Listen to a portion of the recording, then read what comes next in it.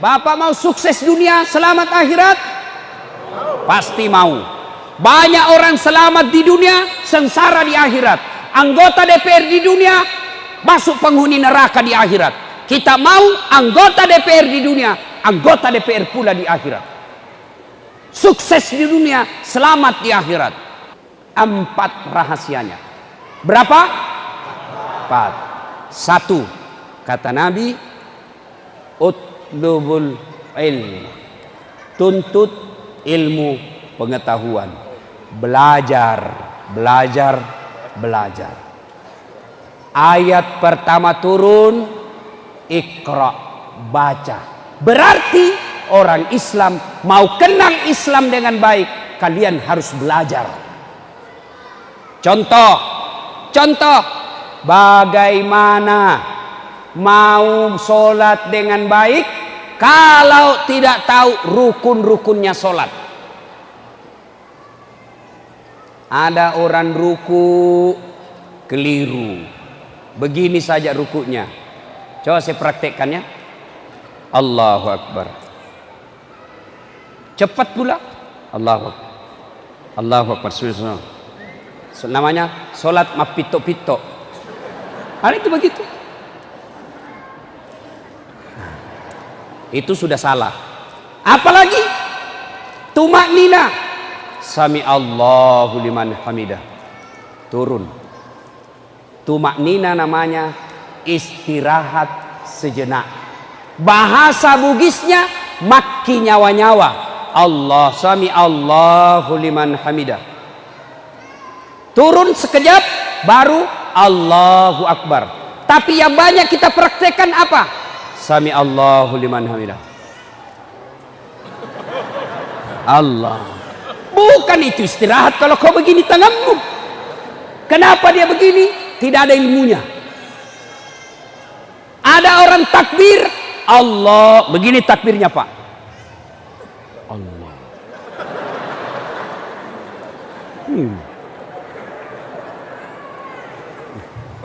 Heran saya, lelentong kuliah ini. Saya kalau ada aneh-aneh, Pak, saya tanya, baru saya puas. Pak, kenapa begini? Kayak kacamata, apa Nabi bilang? Saya tulis Allah. Oh iya tahu, masuk akal. Mana dalilnya? Nabi bilang tidak, nenekku diajar Kak. Nenekmu Nabi. Ayo, ada lagi yang sholat begini, Pak. Allah.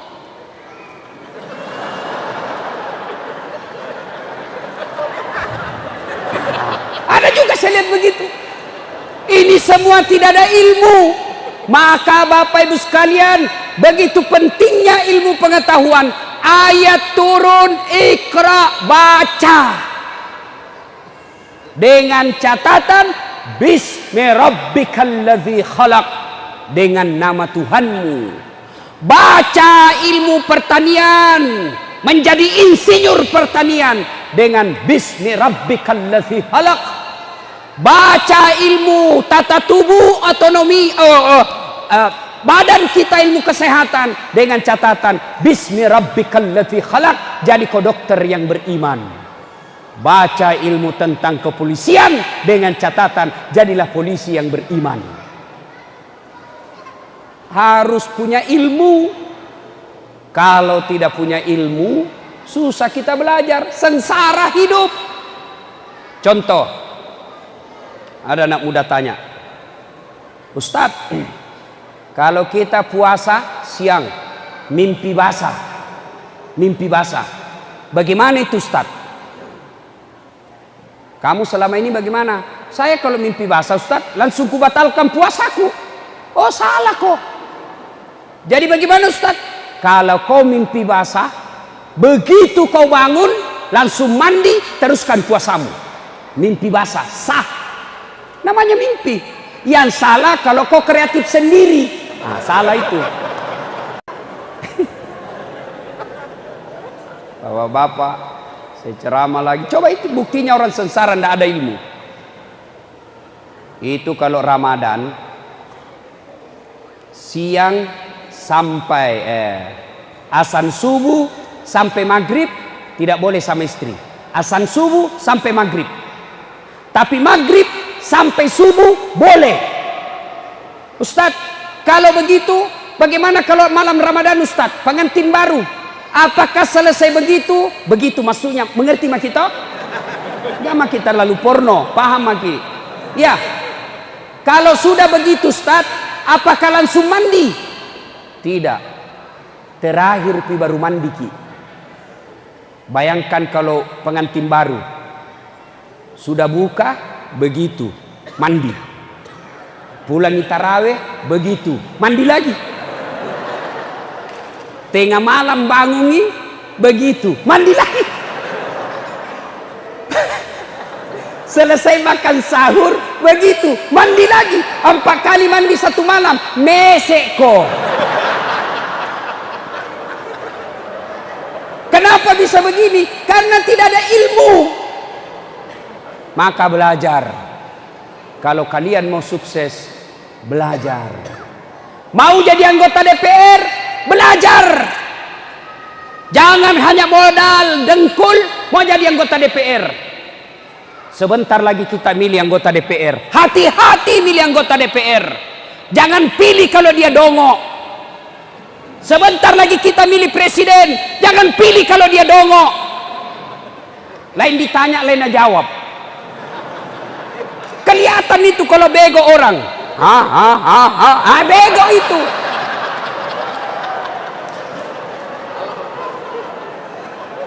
Bahaya Pak. Kita umat Islam, ingat Snokhorgoronya bilang, silakan orang Islam kalau mau sholat, fasilitasi, bikinkan masjid. Silakan umat Islam kalau mau haji, fasilitasi, kasih pesawat. Silakan umat Islam kalau mau dia taraweh, silakan. Tapi jangan kau kasih politik sama ekonomi. Nah hancurkan kalian, kau tidak nak kasih kau kesempatan. Maka dimulai kita, diajarkanlah kita apa mitos, slogan yang mengatakan jangan kau urus politik, politik itu kotor, tidak usah ikut politik, politik itu gelap, bego. Politik menentukan masa depan kehidupan kalian. Contoh, ini ustadz-ustadz yang tidak mau berpolitik. Apa dia bilang? Tidak usah usur politik. Tidak usah. Kenapa? Biar bagaimana? Kau bertani saja, kerja saja sawamu dengan baik. Oke, dia tidak berpolitik, ini petani. Akhirnya kerja sawah saja. Pagi dia pergi sawah, duhur dia ke rumahnya sholat. Sudah duhur dia pergi lagi kerja sawahnya. Dia urus sawahnya dengan baik. Panen.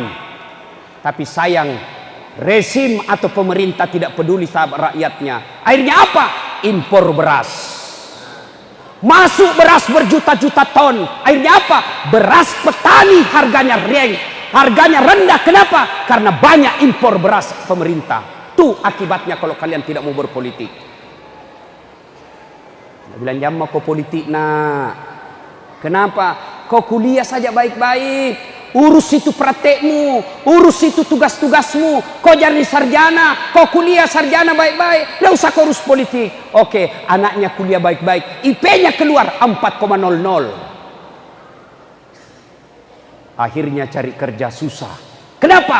Rezim lebih banyak mengutus tenaga kerja asing daripada memperhatikan sarjana dalam negerinya. Itu kalau kau tidak mau urus politik. Allahu Akbar. Coba pedagang, jangan kau urus politik. Biar bagaimana kau tetap jadi pedagang. Tidak usah urus politik, tokomu saja kau urus. Oke, dia urus tokonya dengan baik. Akhirnya apa? Pemerintah lebih peduli terhadap barang-barang dari luar negeri. Akhirnya apa? Lebih banyak toko-toko dalam peluang dari negeri. Dari luar, pengusaha-pengusaha sukses yang bikin retail-retail besar, hancur pedagang-pedagang kaki lima. Tuh kalau kau tidak mau urus politik. Maka 2019 urus politik. Paham? Paham? Kalau bapak tidak urus, maka cari yang pintar. Bagaimana cara dilihat yang pintar? Gampang sekali Pak. Lihat saja waktu debat. Lihat lagi, bisa tahu itu. Mana yang dongok, mana yang tidak dongok.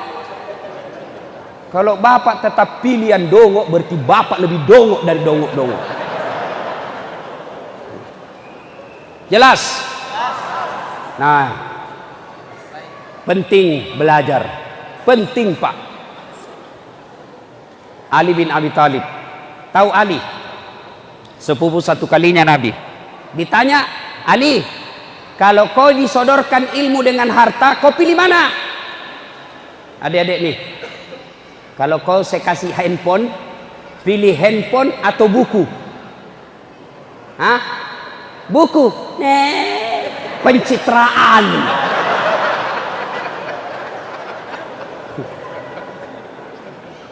Ali, kau pilih mana Ali? Harta, ilmu?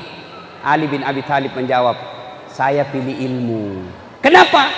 Ada 3 kelebihan ilmu dibanding harta. 1, harta kamu yang jaga, ilmu dia jaga kok. Contoh, ada uang 10 juta, kasih masuk belek-belek. Kasih masuk tuan tak 10 juta di belek-belek, baru digembok. Sudah itu belek-belek, dikasih masuk di lemari, digembok lagi tuh lemari. Berapa mi gemboknya? 2. Berapa gemboknya? 2. Keluar dari kamar, gembok lagi. Berapa gemboknya? 3. Keluar rumah, gembok lagi. 4 gemboknya. Keluar pagar, gembok lagi. 5 gemboknya. Begitu sampai di masjid, hilang kuncinya. Coba, setengah mati Pak. Ya toh? Harta kalian yang jaga, sementara ilmu dia yang jaga kamu. Mana contohnya? Pak Irwan, wakil bupati, dijaga sama Satpol PP, polisi setengah. Coba Pak.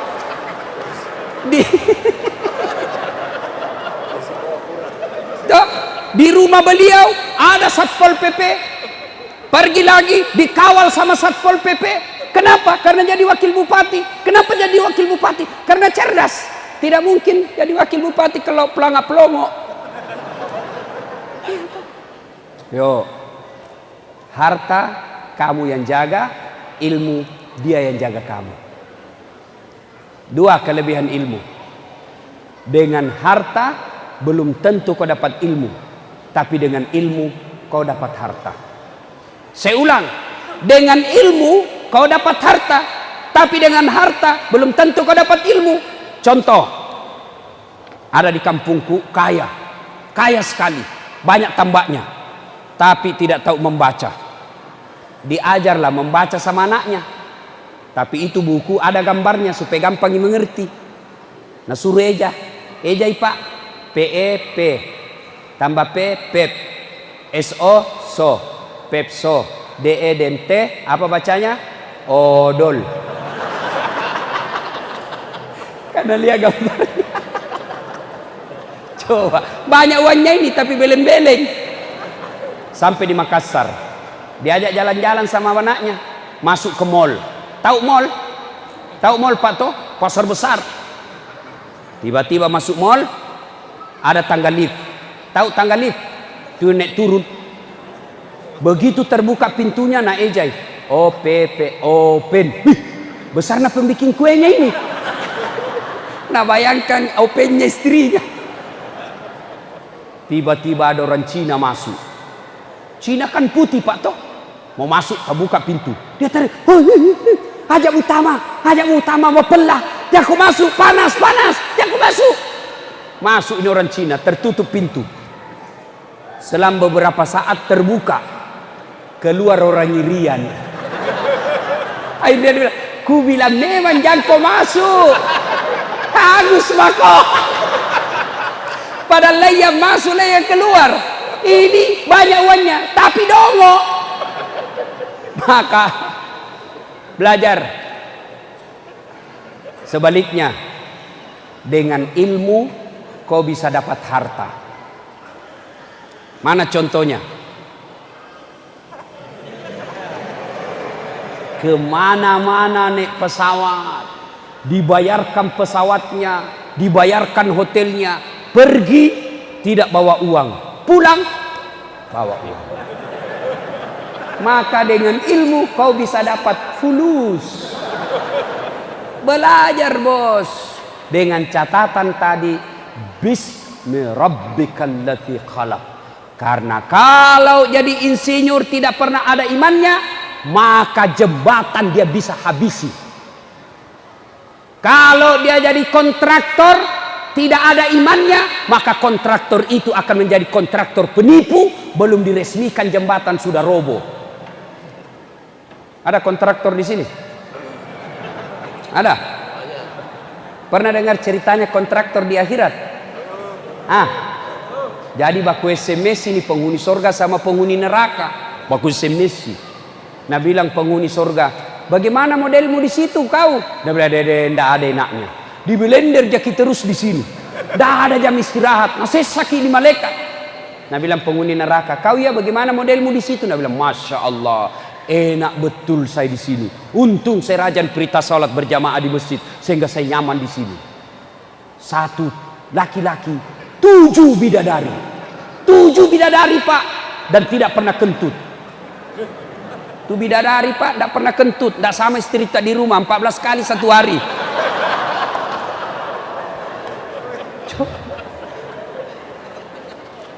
Nabi lagi di penghuni neraka, bolehkah kami jalan-jalan ke situ? Nabi bilang, sini mako.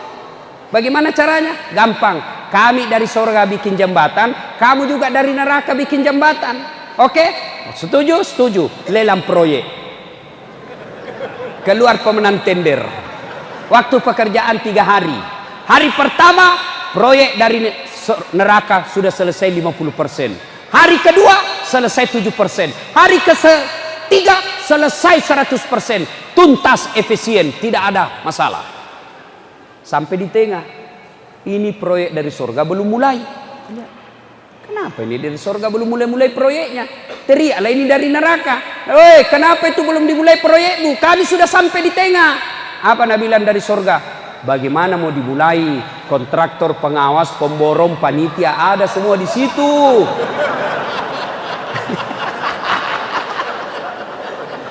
Di sini Pak Imam dikasih tidak nak tahu pakai kalkulator. Salah hitung ibesnya. Dan sudah bilang orang, alhamdulillah. Waktu saya cerita ini Nabi bilang anggota DPR, selamat saya. Pernah tongki dengar ceritanya anggota DPR di akhirat? Pernah. Masuklah Pak Imam. Masuk Pak Imam dalam surga. Wih, enaknya ini surga. Tiba-tiba dia lihat, kenapa banyak anggota DPR di dalam surga ini? Nah di negara aku banyak ditangkap KPK korupsi. Dia lihat, ku tahu semua ini. Kenapa bisa ada di sini nih? Dia pergi protes sama malaikat. Malaikat, kenapa banyak ini anggota DPR di surga ini? Di neraka banyak ditangkap KPK merampok. Apa dia bilang anggota malaikat? Jangan kau ribut. Reses gini. Sebentar lagi dia pulang.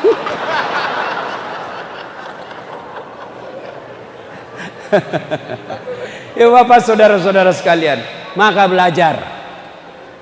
Masyarakat Sorowako kalau mau maju belajar. Yang kedua, kata Nabi, kalau kalian mau sukses, ahsin kalamaka, haluskan tutur katamu, perbaiki ucapanmu, satunya kata dengan perbuatanmu. Jangan lain kau bilang, lain kau lakukan. Kalian mau sukses, haluskan tutur katamu. Kalian mau sukses, perbaiki bicara-bicaramu. Jangan suka bohong. Coba, yang namanya halus berbicara sudah mulai hilang di tengah-tengah kita. Budaya sipakan lebih mulai hilang. Ini terutamanya buat anak-anak kita. Anak-anak kita sekarang Pak, makin tinggi sekolahnya, makin tinggi kurang ajarnya. Cerdas. Itu anak-anak sekarang Pak, pintar-pintar. Biasa saya heran Kak lihat. Saya saja mau WhatsApp, pegang HP. Sudah 2 jariku masih salah-salah ketik. Ini anak-anak sekarang Pak, dia sambil naik motor, meng-SMS 1 jari. Masih lancar. Pintarnya itu anak-anak sekarang. Pintar anak-anak kita sekarang, Pak. Satu ji kurangnya. Apa? Kurang ajar.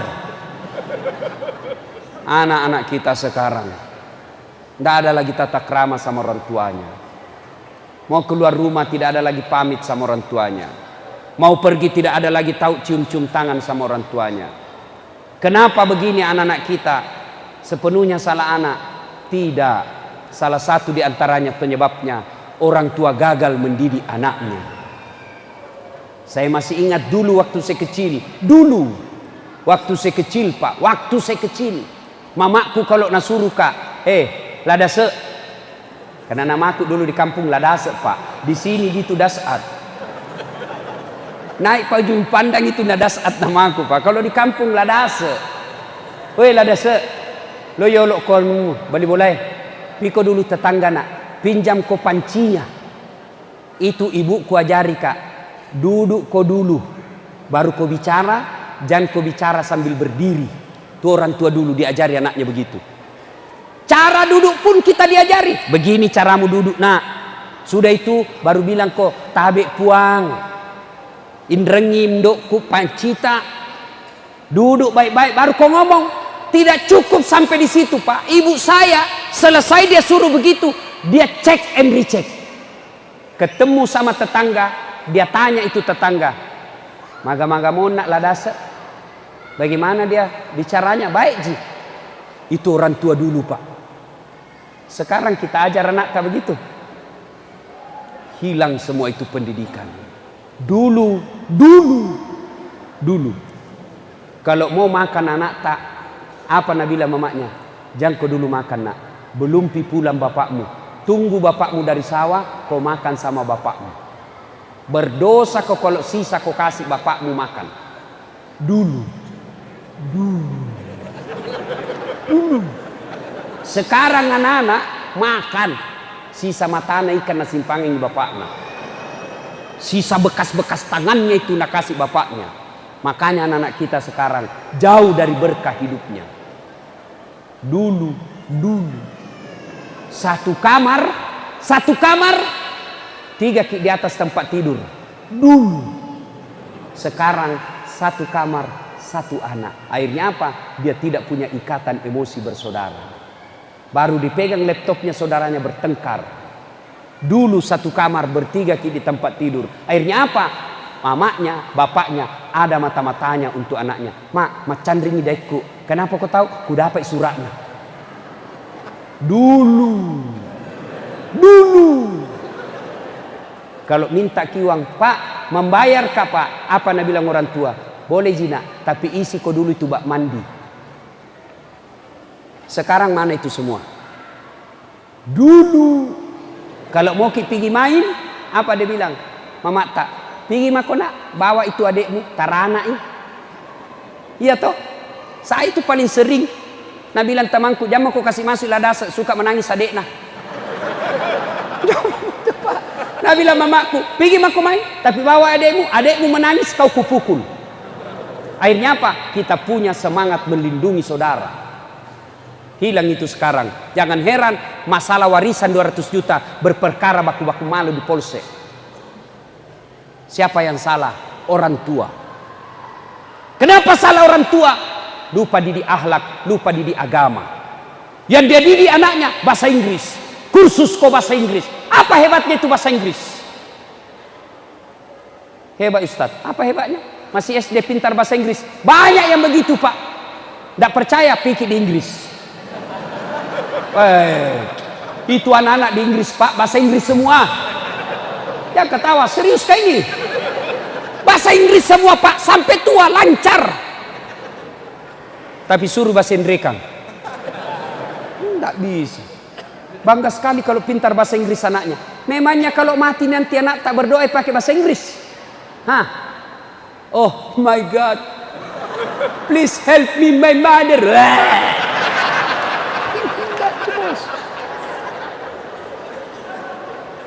Kita bangga kalau anak tak pintar ini, pintar itu. Tapi kita tidak bangga kalau anak tak pintar baca-baca doa. Ini gara-gara orang tua. Makanya silakan didik anak dengan cara metode apapun. Tapi jangan lupa buka surah Luqman. Cara mendidik anak ada 3. 1, kewajiban orang tua. Lahir, kasih nama yang baik. Mana nama yang baik? Nama-nama yang ada doa di dalamnya. Nah, saya kasih kau nama Khalid. Siapa itu Khalid? Inilah panglima perangnya Umar bin Khattab yang menaklukkan beberapa taklukan negara-negara pada saat itu. Khalid bin Walid. Saya mau kau seperti Khalid bin Walid. Nah, saya kasih kau nama Ayu Tinting. Akhirnya anak nutak Tinting. Kasih nama yang baik-baik.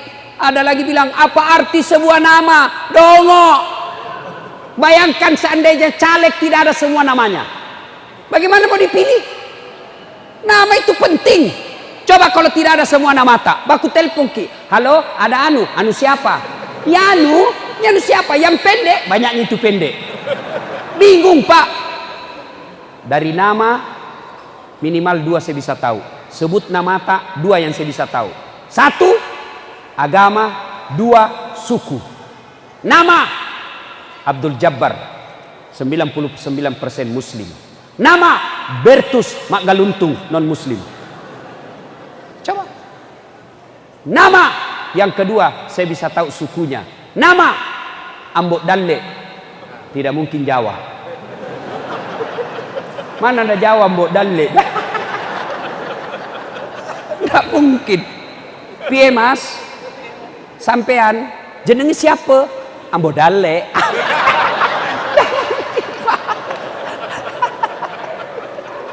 Kalau Jawa Margono, Sutioso, Jokowi. Ya, itu Jawa. Iya toh? Kalau Bugis, Ambok Dalle. Ambok yang banyak selalu beruntung, Ambok Dalle. Yang panjang umur, Ambok Tuwo. Yang tidak pernah lolos pilcaleg, Ambok Sakka. Yang banyak di bengkel, Ambok Tang. Yang suka beruntung, Ambok Upe. Yang banyak di toko perhiasan, Ambok Intang. Tuh, Ambok-ambok banyak semua itu tuh Pak. Rambugis lah itu. Kasih nama yang baik. Yang kedua, kewajiban orang tua, beri makan. Silakan kasih makan anak. Syaratnya halal dan baik. Jangan kasih makan anak kita barang haram. Kenapa? Kalau kau sering memberi makan barang haram anakmu, maka dia besar akan selalu berpikir yang haram-haram. Maka lihat mereka-mereka yang hasil korupsi dia kasih makan anaknya. Pejabat-pejabat yang beri makan anaknya barang-barang haram, biasanya anaknya pengedar narkoba atau tidak pengisap ganja. Coba mungkin. Tapi lihat anak-anaknya guru mengaji. Hina bapaknya. Kita remehkan bapaknya, diundang ceramah cuma diundang pergi barasanji 1 jam cuma dikasih songkolo. Kadang-kala dijemput berhujan-hujan 1 mantel diduai, dikasih uang 30.000. Kita anggap remeh bapaknya karena anaknya dia kasih makan barang haram. Anaknya yang angkat derajatnya bapaknya. Anaknya jadi jenderal, anaknya jadi pejabat-pejabat tinggi. Gara-gara apa? Bapaknya tidak pernah kasih makan barang haram anaknya. Guru mengaji, apa mau korupsi? Apa mau korupsi guru mengaji? Saya bapakku almarhum guru mengaji Pak. Sampai sekarang masih ada warisannya itu tempat mengaji. Mengaji model kampung. Alepura senaa, alepura wanai, alepuna penau, aiu. Ah itu zaman dulu Pak. Saya masih ingat dulu waktu kecil. Itu hebatnya itu mamaku sampai sekarang Pak. Usia beliau 84 tahun. Masih ngajar ngaji sambil mencobek-cobek itu. Salah kok, malampe iya tuh. Maponcoi salah bacamu. Padahal macobek. Tuh zaman dulu. Apa mau korupsi kalau guru ngaji? Saya ingat bapakku pernah saya protes. Kalau guru ngaji dulu kan tidak ada namanya tunjangan. Apa tunjangannya? Cerak. Bawa ayam. Baru masuk bawa ayam. Dipotonglah itu talinya. Baru pura-pura kasih merah. Modus. Orang dulu kasihan. Nah dapat Al-Fatihah, cerak lagi, bawa lagi ayam. Dapat ikra, cerak lagi 3 kali nih. Naik Quran besar, cerak lagi. Sampai di tengahnya, cerak lagi. Sampai dapat lugah sajadah, cerak lagi. Hatam, cerak lagi. 7 kali cerak. Saya tanya bapakku, kenapa banyak sekali ceraknya pak? Apa nak bilang? Ya tona roisaro nak. Coba itu pak. Tapi kalau kepala dinas PU, sekarang pejabat-pejabat senang kalau tempat basah. Di mana kau dilantik? Kepala dinas. Tempat basah itu bos. Di mana kau? Staf ahli. Hai, kering. Hati-hati, di tempat basah itu banyak orang tenggelam. Maka jangan kasih makan barang haram anak pak. Yang ketiga, kewajiban orang tua adalah didik. Sayang 1000 sayang. Dari 3 kewajiban orang tua kepada anak ini, yang terlalu kita sibuk perut. Padahal pak, jangkik cemas soal perut. Yang kita cemaskan sebenarnya mendidik anak. Soal perut, tolong tunjukkan saya di Sorowako ini, ada ndak yang mati anaknya gara-gara kelaparan? Ada di antara kita mati gara-gara kelaparan? Tidak mungkin orang Bugis Makassar biarkan tetangganya mati kelaparan. Tidak mungkin. Tapi yang mati gara-gara narkoba, saya yakin banyak. Ini berarti jangan cemas soal perut, yang dicemaskan didiknya. Saya tanya, bapak-bapak tahu cicak? Tahu cicak? Tahu cicak? Tahu. Apa dia makan itu cicak? Apa dia makan? Nyamuk. Masuk akal enggak? 1 terbang, 1 di dinding. Bagaimana ketemu? 1 terbang, 1 di dinding. Bagaimana ketemu? Nanda ada terminalnya. Coba, kalau kita kapal terbang, kita di darat bisa ketemu di mana? Di bandara ketemu. Ini cicak di dinding, nyamuk terbang. Bagaimana bisa ketemu? Tidak mungkin. Tapi Nabila lagu tak zaman dulu. Cicak-cicak di dinding, diam-diam merayap, datang seekor nyamuk. Nyamuk yang datang pak, nyamuk yang datang. Tidak Nabila lagu cicak lompat ke nyamuk. Tidak, setengah mati kasih itu cicak kalau dia lompat. Boleh nyanyi pak. Tidak usah cemas soal perut, Allah yang ngatur. Itulah enaknya lagu-lagu dulu pak. Lagu-lagu dulu bagus. Ibu-ibu lagu-lagunya dulu bagusnya itu lagu-lagunya ibu-ibu. Pulangi suaminya, nah sambut lagunya Umay Rama. Bila kamu di sisiku, hati rasa syahdu.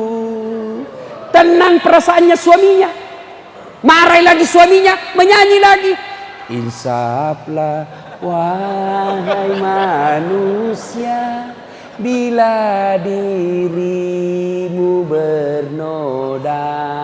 Itu ibu dulu kalau menyanyi goyang juga tangannya sama kepalanya. Dialah pengasih dan penyayang kepada semua insan. Itu lagunya dulu ibu-ibu. Sekarang lagunya ibu-ibu apa? Yo ayo, yo ayo, yo. Ayo poligami.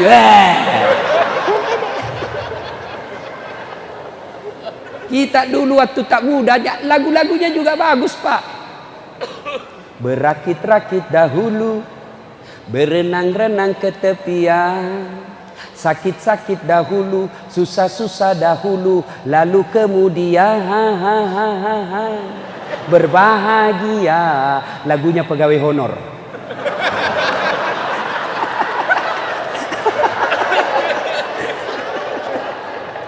Nah, ibu bapak saudara-saudara sekalian. Ya, ini yang kedua, ya, asin kalamaka, haluskan tutur katamu, didik anak-anak kita berbicara yang baik, tahu dia sopan santun. Yang ketiga, kata Nabi, kalau kalian mau sukses, silul arham, sambungkan persaudaraan, jangan kalian berpecah belah. Wa'tasimu bihablillahi jami'an wa la tafarraku.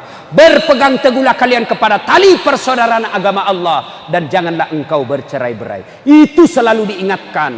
Jangan kalian berpecah belah. Silahkan berbeda pilihan, silahkan berbeda partai, silahkan berbeda ormas, tapi jangan kalian berpecah belah. Apalagi di tahun pilpres sekarang, jangan kalian berpecah belah. Hindarkan dulu perbedaan ormas, tinggalkan perbedaan baju, tinggalkan perbedaan partai. Mari satukan kekuatan Islam untuk membela agama Allah. Tolong Bapak Ibu sekalian, kalau selama ini Bapak milih partai gara-gara proyek, tahun ini tolong selamatkan agama Allah. Pilih karena membela agama Allah. Kalau nanti mati mendadak ki Pak, nah tanya ki Tuhan, kenapa saat bisa menang partai penista agama di negaramu? Saya bilang sudah, miku kasih tahu Tuhan, dia tonji kepala batu. Mana itu kepala batu? Seret ke sini. Dapat mau kok, si mau kok. Bapak saudara-saudara sekalian, jangan berpecah belah. Wa'tasimu bihablillahi jami'a wa la farfarra. Mari rapatkan Pak. Satu yang paling ditakuti orang yang tidak senang dengan Islam, mereka musuh-musuh Islam. Satu mereka yang dikhawatirkan apa? Ketika umat Islam sudah menyatu. Dan itu dimulai dari sholat berjamaah. Makanya saya di Makassar ada, saya punya komunitas namanya Suling Subuh Keliling. Kalau sholat Jumat sudah ramai seperti sholat Jumat, maka itulah masa kejayaannya umat Islam. Ingat Mesir, Turki kembali menjadi hebat karena mereka memulainya mengajak masyarakatnya datang berjamaah di masjid. Maka saya senang dengan Wakil Bupati Kabupaten Luhuk Timur. Berapa hari saya bersama beliau, setiap pidato tidak panjang. Saudara-saudara sekalian, mari datang ke masjid. Beliau bahkan pakai istilah, di Luhuk Timur ini banyak orang tuli, banyak orang buta. Masa banyak orang buta? Masa banyak orang tuli Luhuk Timur? Nah baik semua matanya ini? Ternyata beliau katakan tuli, kenapa? Karena dipanggil azan dengan keras, hayya 'alas shalah, pakai menara sampai 10 km kedengaran itu hayya 'alas shalah, tapi mereka tidak dengar, tidak datang ke masjid. Tuli. Yang kedua buta, besarnya itu masjid tapi dia tidak bisa lihat, itu buta. Ada caranya Pak. Bagaimana caranya? Ada ini di Makassar, cerita gini, wallahu alam benar atau tidak. Ustaz, nah tutup semua kunci. Nah kunci semua pintunya masjid, jam 9 pagi dia azan. Allahu Akbar, Allahu Akbar. Heboh satu komplek. Kalau orang kaya semua di dalam komplek itu Pak. Azan apa ini Ustaz? Duhur bukan, subuh bukan. Boy, datang semua satu komplek Pak. Ini Ustaz bikin gaduh, bikin kerusuhan. Akhirnya mau dilarang, tidak bisa masuk karena sudah nak kunci pintu. Selesai azan, keluarlah ini Ustaz senyum-senyum. Assalamualaikum bapak-bapak, kenapa kita semua? Hei Ustaz, kau sudah gila ya? Kenapa kita bilang gila? Kau azan apa ini? Subuh bukan, duhur bukan. Kau azan apa? Gila kau ya? Nah bilang masalahnya Pak, saya azan subuh, bapak tidak datang. Saya azan duhur, bapak juga tidak datang. Saya azan subuh, tidak datang ki semua. Sekalinya saya azan jam 9, baru ki datang semua. Yang gila ini saya atau bapak-bapak? Yang lebih gila lagi Pak, sekarang orang gila disuruh memilih. Apa tidak lebih gila itu yang suruh memilih Pak? Masa orang gila kok suruh memilih bos? Nanti bikin pasimbung di TPS.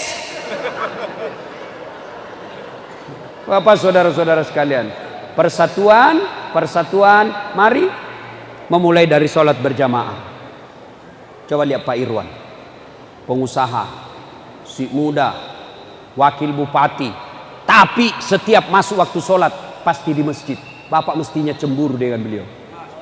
Coba masih muda, banyak uangnya, tinggi jabatannya, datang ke masjid berjamaah. Kita jelek, pengangguran, daduanmu, busuk mulutmu, udah sembahyang lagi. Cilaka. Ayo mulai Pak. Dan di dalam sholat berjamaah itu, di situ nampak taatnya seorang muslim terhadap pemimpinnya. Tidak usah tuduh kami ini tidak taat kepada pemimpin. Lihat kami dalam sholat berjamaah. Lihat kami dalam sholat berjamaah. Begitu imamnya bilang Allahu Akbar, semua taat sama pemimpinnya. Kalau imam ruku, mereka ruku semua. Imam sujud, mereka sujud semua. Itulah taatnya orang Islam terhadap pemimpinnya. Tapi hati-hati, ketika pemimpinnya salah, ditegur Pak. Mestinya ini kita, negara ini belajar dari cara berjamaahnya orang Islam. Milih pemimpin, tidak boleh sembarang jadi imam. Jadi jamaah boleh saja siapa jadi jamaah. Mau orang pintar boleh jadi jamaah, orang bego boleh jadi jamaah, orang tinggi pangkatnya boleh jadi jamaah, orang cerdas boleh jadi jamaah. Tapi jadi imam tidak boleh orang sembarang. Kenapa? Karena kalau salah imam kacau jamaah.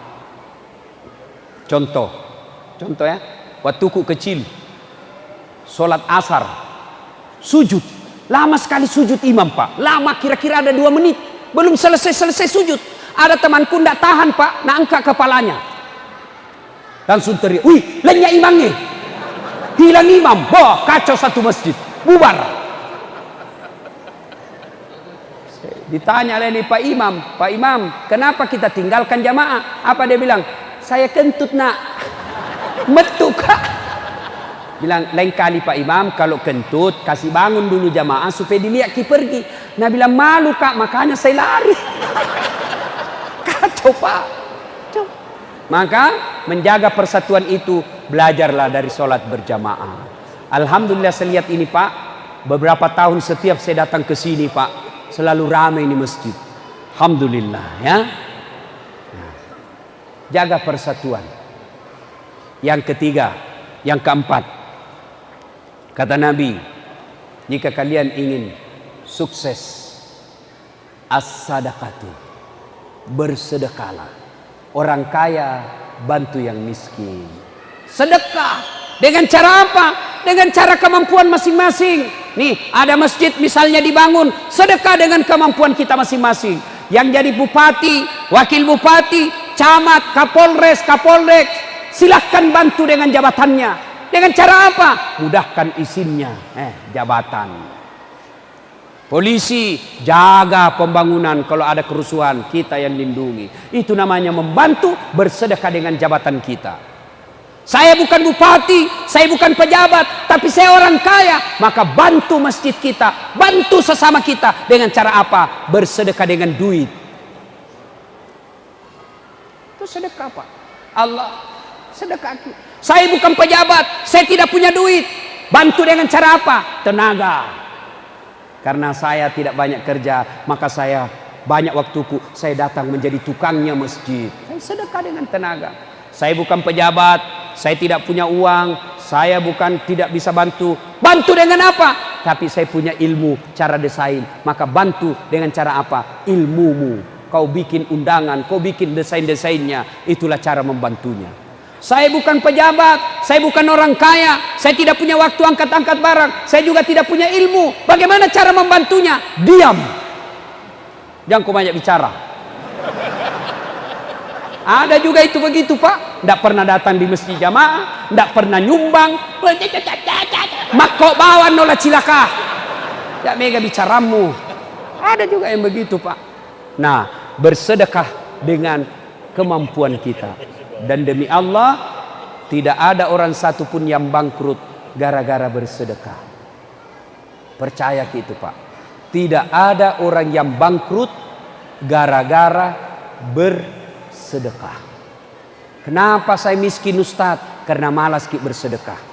Coba saya hanya, ya Ustadz, penghasilan saya paling 50.000 satu hari. Bersedekahlah meskipun 1.000 rupiah tiap hari. Saya tidak punya duit Ustaz, sedekahlah dengan apa? Tenagamu. Bapak-bapak mau bersedekah di masjid, tidak bisa bangun masjid, tidak bisa sumbang sedekah dengan semen, sedekah dengan sandal jepit. Beli sandal swallow 10 pasang, bawa ke masjid, antara masjid dengan toilet dipakai orang, itu sedekah. Nah curi orang, urusannya, yang penting kita sudah bersedekah. Toilet kotor Ustaz, sedekah dengan cara apa? Kapur barus. Bawakan itu kapur barus di masjid, itu sudah sedekah. Mari bersedekah, maka Allah akan angkat derajat kalian. Ibu bapak saudara-saudara sekalian, inilah 4 resep jika ingin mencapai kejayaan. 1, tuntut ilmu pengetahuan. 2, haluskan tutur kata kalian. 3, pelihara persaudaraan. Yang 4, ada rezekimu, bersedekahlah. Apalagi kalau kalian caleg, bersedekahlah. Sedekahnya bukan duit. Sedekahnya dengan apa? Jelaskan visi misimu. Itu sedekah. Rakyat jangan memeras caleg. Caleg jangan bodoh-bodohi rakyat. Kita juga Pak biasa keberatan, jengkel kalau lihat orang korupsi di televisi. Tapi kita yang memeras mereka sebelum mereka jadi pejabat. Diundang sosialisasi. Ayo mari pemaparan saya, visi misi saya. Apa kita bilang? Wani piro. Ada ongkos perjalanan. Ini Bapak yang rusak negara kita. Malah tulis di kompleknya, siap menerima serangan fajar. Pada hancur Pak.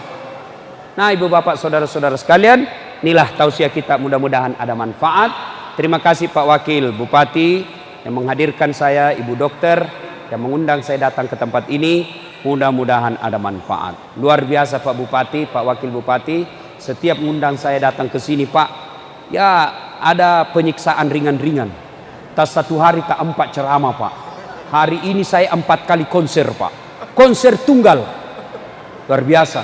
Tapi saya senang. Kenapa? Karena banyak tong honornya kalau banyak acara.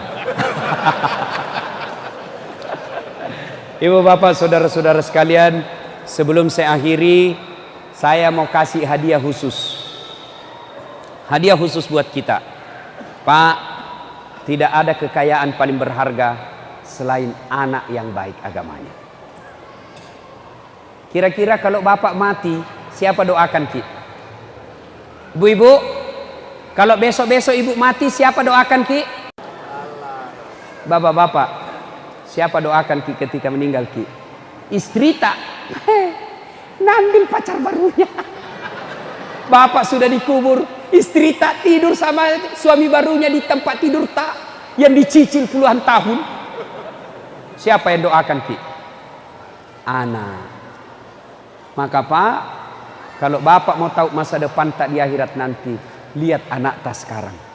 Kalau dia pukul 4:30 bunyi gerendel rumah, siapa itu? Oh, ternyata anak bungsu tak mau pergi berjamaah ke masjid. Kaya maki Pak. Dia pergi main bola 3:30. Begitu 5:30 buru-buru pulang, mandi, ambil gamisnya, mau sholat berjamaah ke masjid maghrib. Bapak sudah kaya itu Pak. Biar nih bapak tidak ada pekerjaan pasti, tapi anak tak begitu, sogi nih Pak. Nah, punya anak seperti itu tentu kita inginkan semua. Allah kasih salah satu jalannya, banyak-banyak doakan anakmu. Doanya ringkas. Ayo kita baca sama-sama. Allahumma Rabbi habli minas salihin. Allahumma Rabbi habli minas salihin. Itu nih kita baca setiap selesai kita sholat, ya. Kita kasih bangun anak tak, bisik-bisik telinganya, Rabbi habli minas salihin. Nak, bangun kau nak. Ya Allah, berikan saya anak yang soleh. Kita sampu anak tak, kasih mandi, usap-usap rambutnya, Rabbi habli minas salihin. Ya Allah, berikan hamba anak yang soleh. Kita suap anak tak, Rabbi habli minas salihin. Ya Allah, berikan hamba anak yang soleh. Kita kasih minum anak tak, barakaki itu air, bacakan salawat 11 kali, lalu doakan Rabbi habli minas salihin, kasih minum anak tak. Apa itu mak? Saya doakan kau jadi anak yang soleh. Senang kita sebagai anak. Ada kemenanganku Pak, sudah mau maghrib masih main bola futsal di lapangan. Fatur, sudah mina, mau maghrib berjamaah di masjid sama om. Sedikit lagi om, cepat mak kau. Sedikit lagi, kutunggu mi. Sekalinya azan maghrib masih main bola. Ustadz Dasat masuk lapangan. Saya bisik telinganya, Rabbi habli minas salihin. Langsung menangis Pak, menangis. Heran semua orang lihat, jago na tahu Pak Ustaz. Nabi si jika manakannya na menangis, dia tidak tahu telinganya saya bisik, tanganku dibawa makan jiki.